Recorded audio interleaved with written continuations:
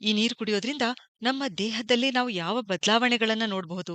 Aunty ಆಕ್ಸಿಡೆಂಟ್ಸ್ಗಳಿಂದ ಸಮೃದ್ಧವಾಗಿರೋದ್ರಿಂದ free ರ್ಯಾಡಿಕಲ್ಗಳನ್ನು ತಡೆಯಲು ಸಹಾಯ ಮಾಡುತ್ತೆ. ಕ್ಯಾನ್ಸರ್ ಬರದೇ ಇರುವ ಹಾಗೆ ಮಾಡುತ್ತೆ.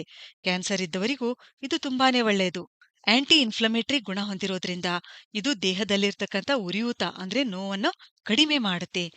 ಇದೇನಂತಂದ್ರೆ ದೇಹದಲ್ಲಿನ ಆಮ್ಲೀಯತೆ ಕಡಿಮೆ ಮಾಡೋದ್ರಿಂದ ಹೊಟ್ಟೆಯ ಸಮಸ್ಯೆಗಳನ್ನು ನಿಯಂತ್ರಿಸಲು ಸಹಾಯ ಮಾಡುತ್ತೆ. IBS ಅಂದ್ರೆ ಇರಿಟೇಬಲ್ ಬೌಲ್ ಸಿಂಡ್ರೋಮ್ ಸಮಸ್ಯೆ ನಿವಾರಿಸುವಲ್ಲಿ ಕೂಡ ಇದು ಸಹಾಯ ಮಾಡುತ್ತೆ.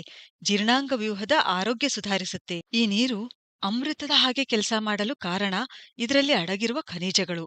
ಈ ಅಲ್ಕಲೈನ್ ನೀರು ಹೇಗೆ ತಯಾರಿಸಿಕೊಳ್ಬೇಕು? ಇದು ತುಂಬಾನೇ ಸರಳವಾಗಿದೆ. 1 ಲೀಟರ್ ನೀರಿಗೆ ಸೌತೆಕಾಯಿಯ 4 ರಿಂದ 5 ಕತ್ತರಿಸಿದ ತುಂಡುಗಳನ್ನು ಮತ್ತು ಲಿಂಬೆಹಣ್ಣಿನ 2 ಸಣ್ಣ ತುಂಡುಗಳನ್ನು ಹಾಕಬೇಕು. ಇವೆರಡನ್ನೇ ಹಾಕಬಹುದು. ಅಥವಾ ಇದರಲ್ಲಿ ನಾವು 4 ರಿಂದ 5 ತುಂಡು ಗಜರಿ ಕೂಡ ಸೇರಿಸಬಹುದು.